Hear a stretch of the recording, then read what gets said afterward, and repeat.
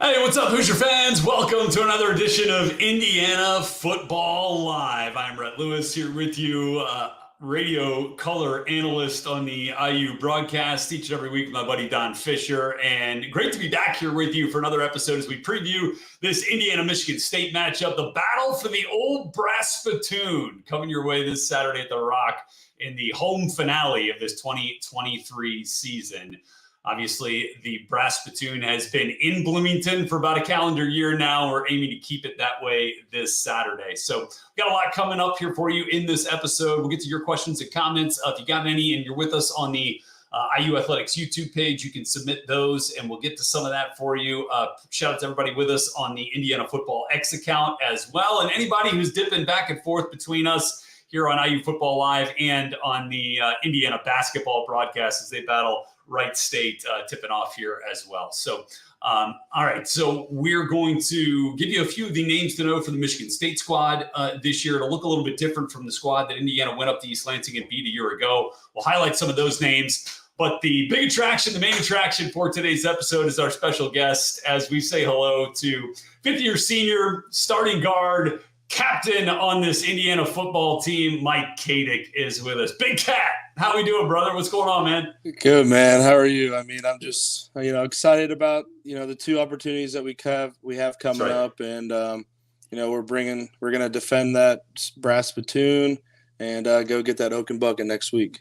That's what I'm talking about. Love that mindset. And look, I know it's obviously, as you and I were talking before we started, a little bittersweet, obviously knowing what was at stake a week ago and just coming up so close and just a little bit short in the overtime against Illinois. What have you seen from your teammates and from this squad in terms of how the brass spittoon and this opportunity against Michigan State has kind of brought everybody back together and refocused for this matchup? Yeah, definitely. Coming off of, a bad loss like that to Illinois, we knew what was at stake, and coming up short, that really, took a lot of air out of our sail. But the coach has done a great job this week at getting us laser focused and back on track for this brass spittoon. And Coach Deal did a great job explaining what he's the best, isn't he? Yeah, he's the greatest. He did a great job explaining what the brass spittoon meant to this program, to the alumni. And we're just all fired up, to defend it this weekend. Well, it sure does mean a lot. And, and again, I did 5 years like you from 01 to 05, and we got the spittoon my first year, and then I wasn't able to get it back. So I was grateful that being a part of the radio broadcast last year also got me a little miniature spittoon. Oh, there you go. Appreciate you for that, man. I needed one of those back in my life. Yeah. It was great. It was great being a part of that game last year. Do you remember, it was kind of a similar situation, right? We knew that bowl eligibility wasn't going to be there following, the season last year, but you were still able to go in there, put up a tremendous fight last year. Like, do you take anything away from that matchup against the Spartans last year in East Lansing that kind of brings things back together here this week? Yeah, we were in a similar situation last year.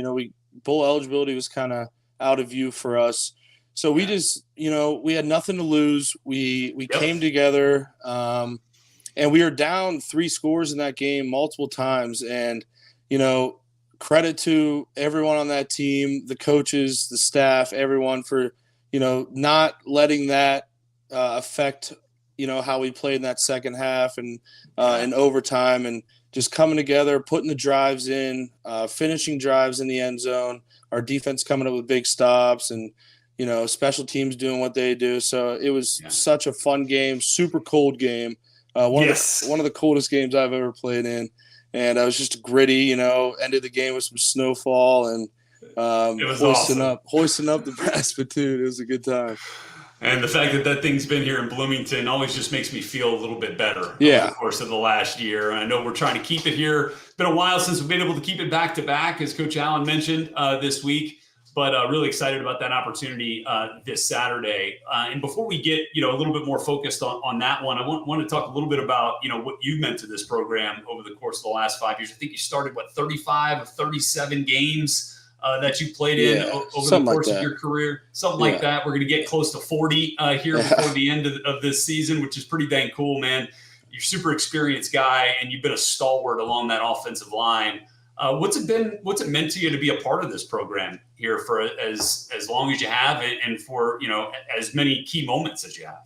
Yeah, no, it's been incredible. And, not being from Indiana, being from Pennsylvania, I didn't really grow up a big Hoosier fan. I was more of a Pitt and Penn State guy. And then my good family friend, Tom Pulse, who played fullback here, was just like, go check it out. You don't have to like it, but I just want you to check it out. And I did, and I fell in love with it, fell in love with the culture here, what Coach Allen was building. Just the camaraderie of the team. I felt that right when I got here. And then, being able to develop as a guy on that offensive line, and developing with guys like Bedford and the older guys, Carp and things like that. And then just learning from the older guys when I was a freshman. And I think what the things they taught me, I carry to this day, and trying to lead the younger guys, and being a leader on that offense and offensive line, and just developing in my leadership and my maturity, and just my knowledge of the game. And I think over these 5 years, I think I've done a decent job of that, and I want to continue that these next 2 weeks and leave a legacy. No doubt. And look, I think you've done that in a big way. And I'll get to that here in a second. But when you look back on these 5 years, like, what are some of the moments that stick out to you? Because you've been a part of some real highs, right, with this program. And then obviously you've had your fair share of, moments of adversity as this team has, these last couple of years. So what do you look back on and smile about? The first thing that comes to my mind is my first ever start in 2020 as a redshirt freshman, against Penn State, a team that I've grown up, rooting for, and going to a bunch of their games. And it was just such a surreal moment when Coach Hiller he let me know that I was starting the night before the game.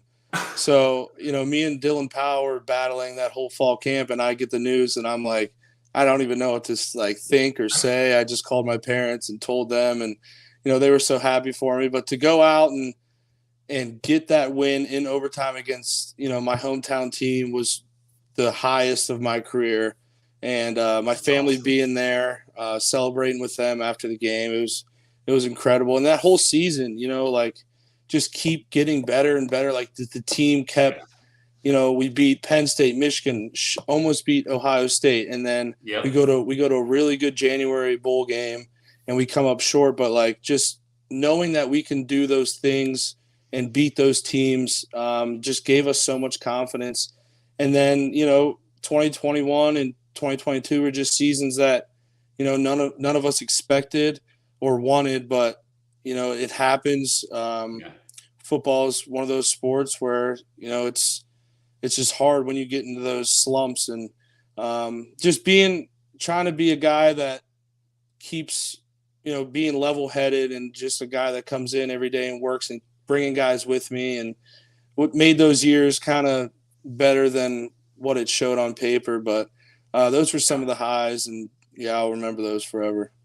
Yeah, no doubt. And I love that you mentioned, bringing other guys with you, because it feels like you've helped bring another guy with you this entire year, in left tackle Carter Smith, who's been kind of your running mate over there on the left side all season long. He's kind of been running with that left tackle spot, which, as you know, and as we all know who follow football, is a very important spot, protecting, the quarterback's blind side for a righty.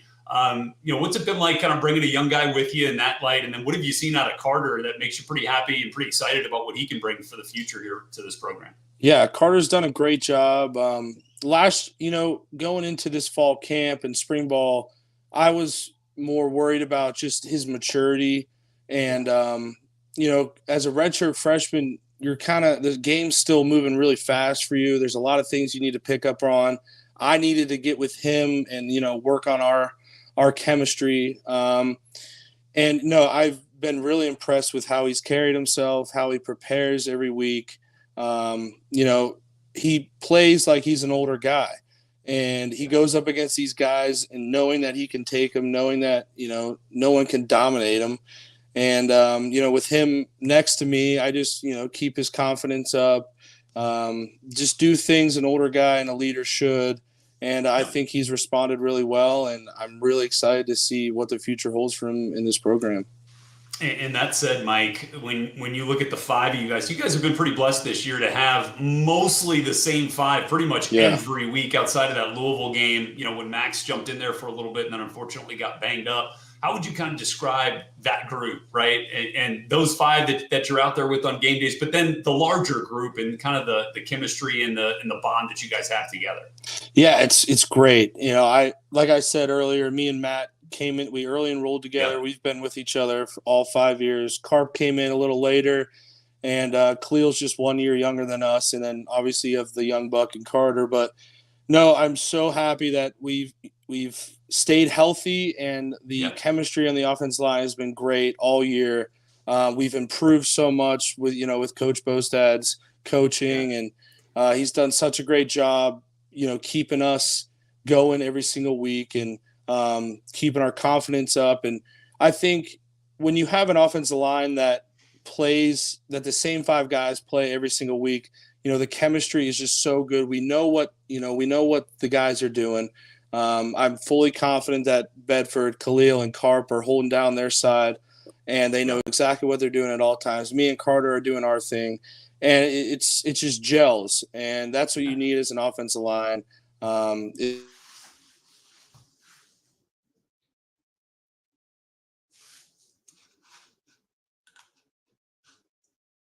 Oh, I think we lost your mic there for a second, Mike. If you want to, there you go. We got you back now. Oh, sorry. Yeah, no worries. So, you've obviously seen a few different quarterbacks in your tenure here at IU. Kind of, unfortunately, due to injury a lot of different times. And then this year, Brendan has really kind of settled in these last few games and has made some big time plays. I mean, you guys put up 45 points. I get it, came up short, but that is a major output for an offense, that early in the year was struggling to get to that kind of point totals. How much growth have you seen from a young quarterback like Brendan? And again, kind of similar to Carter, like what kind of excitement does that give you for what he might be able to do here for this program moving forward? No, Brendan's done such a great job, and I can't remember the last time we put up 45 points against a conference opponent. And the thing I like so much about Sorsby is how tough he is.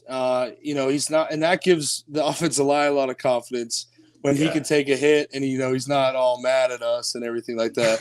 But no, the way he carries himself, his poise in the pocket, his comfortability in the pocket, his leadership at practice in the huddle. He's such a young guy, but has such a mature level of leadership that I think the whole offense kind of sees, and they kind of take after that. And he's just such a tough guy, and we all see that, and I'm just so proud and happy for him, and I'm so excited to see what he can do in his future. And I'm just so proud of him. And look, it's really cool because, I think we're going to be blessed here at IU, in the next couple of years because, Taven has some really good moments too this year. I mean, you go back to that Louisville game, that second half was incredible. And so it really looks like a nice, bright future at quarterback here with this program. And that's what these two games can really be about, in addition to, trying to win and get those trophies and win those rivalry games, but seeing that continued development with some of these young players, I think is really huge as well. And I got to, on the subject of Sorsby's toughness, I got to ask you, when you guys are in the, and obviously, that game hurts a little bit too, seeing how close it ended up being on the road against the team, that very well, of course, in Penn State. But how many times did you guys go back and watch Sorsby truck that DB in the second half of the fourth quarter? Well, it's funny because I'm blocking, and I just see, because when he leaves the pocket, it's kind of like, all right, let's get our heads on a swivel here. He's going to try to run someone over or slide. Right. So when he ran that DB over, I was running down the field, and I looked back to try to pump him up, and he's like, my shoulder. I was like, yeah, maybe because you just laid the boom on some kid you're a quarterback, dude. Not a lot of people do that. And and I was just, but he's such a tough kid. He just laughs and smiles, and he's like, let's go, let's get to the huddle. And then boom, next play he throws a strike to Omar for the touchdown. And then I look to celebrate with him, and he's already on the sideline. I'm like, dude, you got to celebrate with your own lineman. Let's enjoy this. Yeah. That's cool. And obviously he wanted to take care of himself. Yeah. But I'm telling you, there's not too many times that an opposing defensive player gets up holding his shoulder after a collision with the quarterback. Yeah. Okay. And that happened on that play, which I thought was pretty cool to see. And then, looking at the running backs here, and obviously we've been, you want to talk about toughness, like Josh Henderson, I mean, is about as tough as they come. And he went through some stuff earlier in the year with the injury and stuff that he played through, pretty incredible. And I love the way he finishes runs. And then, you got another guy that kind of feels like can be very similar to that because of his body style and the way that he can get downhill, and Trent Howland. Yeah.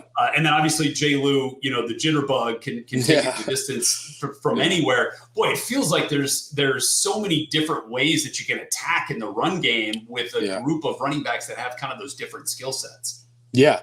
No, our running back room's incredible. And, Hendo's my guy. He's been my guy. I love the way he runs. I love the way he leads that room. He's always keeping our confidence up as an offensive line, coming over us on the sideline, just giving us props and then Trent just had a big back and can get a couple yards if we need him. He falls forward for 2-3 yards. And I love the way he's been running the ball, the past couple weeks. And then obviously J. Lou, just putting him in space, and he's just such a special kid.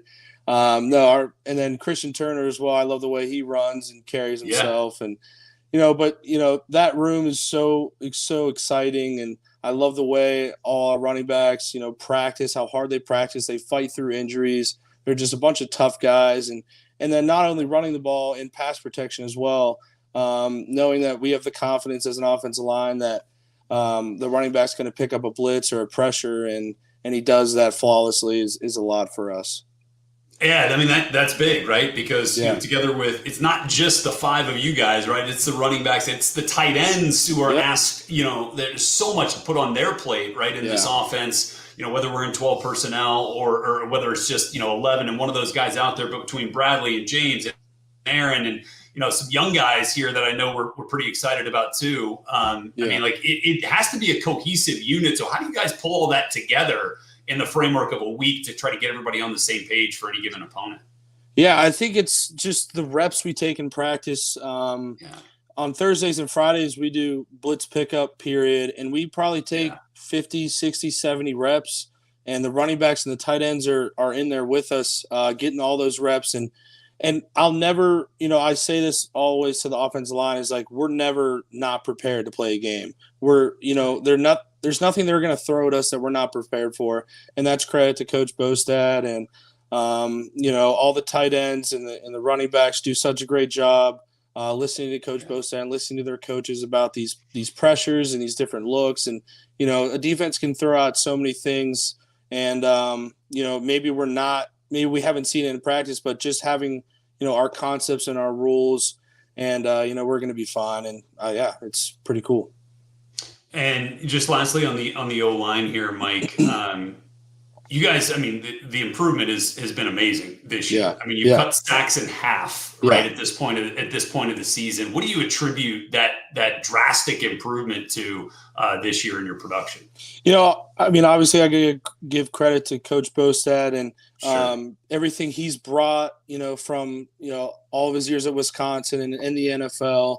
And he's so smart and intricate and on the details of offensive line and protections and run plays and aiming points and things like that. And, we can look at all that on film, but getting out there on the field, and his biggest thing is just take as many reps as possible and never slow down.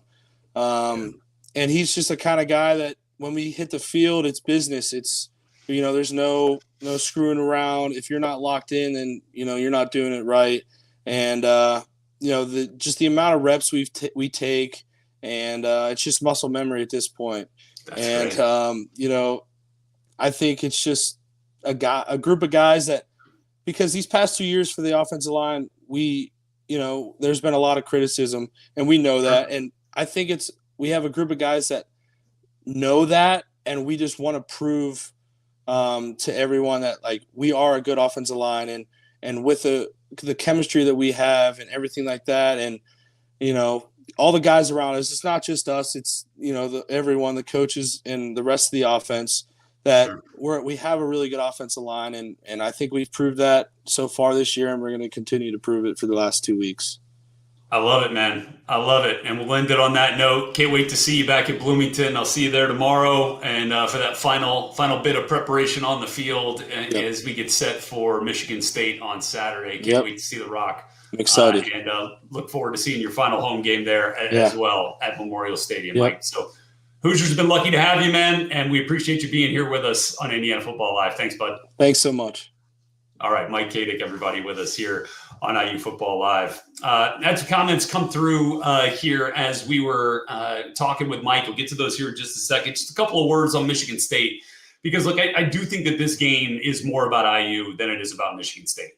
Obviously, you want to try to win. We're trying to win the brass spittoon, and you want to always win your trophy games. I mean, that's a goal each and every year. And for Indiana, obviously, this year that starts with Michigan State, and then next week against Purdue for the Old Oaken Bucket. And that's massive. But this game is also about, how do we continue to build a rep base and build a way to showcase development on a weekly basis that you can then take with you into the winter and into spring ball and into next season for a bunch of young players who are going to be relied upon so heavily next year, like a quarterback in Brendan Sorsby, like Taven Jackson, like running backs like Trent Howland, and then Jay Lou coming back. Again, Donovan McCulley's dramatic rise to being one of the best receivers in the Big Ten this year has been so much fun to watch. There's so much more to gain on that front as well, just from an offensive perspective. Obviously, a bunch more on the defensive side as well. So as far as Michigan State goes, I mean, obviously, this is a program that's been in some turmoil this year with the firing of Mel Tucker.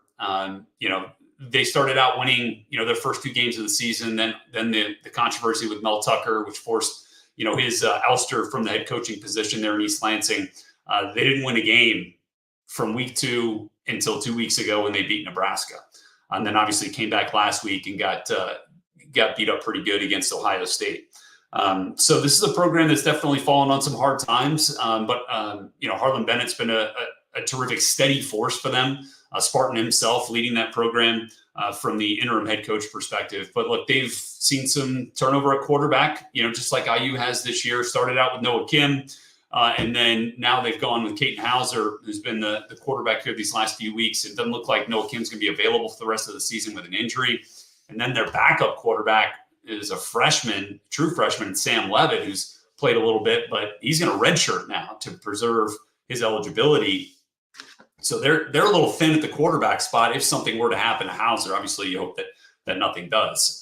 But just kind of like Illinois was at the running back spot a week ago, that's kind of where Michigan State is from the quarterback position.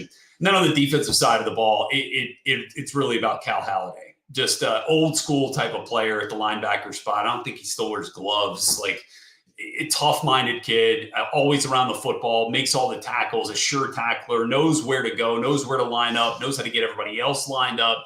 One of those guys, that has those read and reaction and recognition skills that we love about our linebackers like Eric Casey. Halliday certainly got him. A guy you got to just appreciate the way he plays the game. And so I think he'll definitely be one that I'll have my eyes on as we get closer to game time at the Rock, noon Eastern kick this weekend. Getting to your comments here. Scott's been on the IU Athletics YouTube page and mentioned what happened to this defense.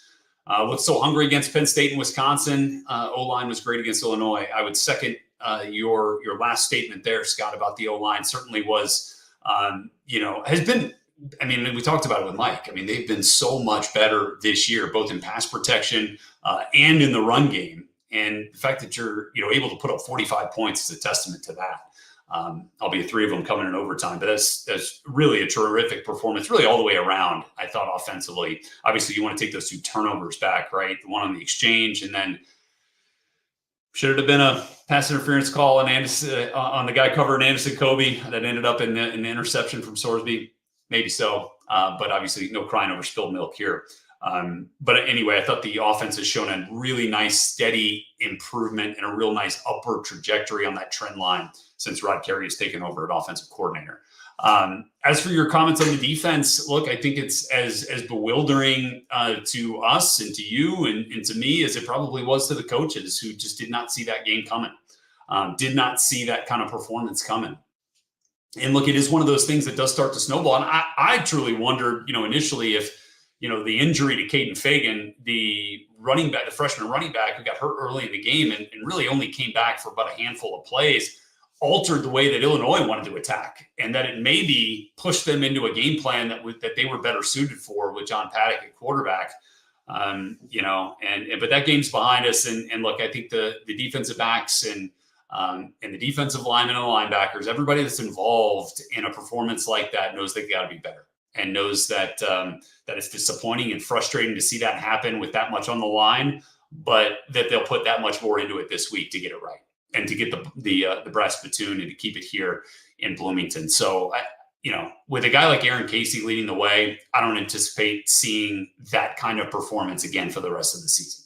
I really don't. And I know we've got some good players on defense, and it's not just on the secondary. I think obviously that shows through a lot when you lose or you allow an opponent to put up over 500 yards of passing offense, but it comes with getting pressure too. And there wasn't enough consistent pressure on John Katic, and they were keeping a lot of guys in to protect, but you got to find a way, right? Got to find a way to alter and affect the quarterback, and just didn't do that enough on a consistent basis. But I would expect that this defense is going to come out in the last game at Memorial Stadium this year, and they're going to be ready to rock and roll against Michigan State. So looking forward to seeing that. Looking forward to seeing all you out there. I want to remind you where you can watch and listen. Obviously, mentioned where the game will be on TV, but for the Indiana radio broadcast, my buddy Don Fisher, our final home broadcast can be heard on SiriusXM channel 201.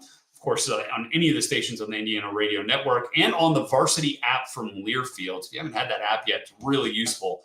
Go check that out in your app store.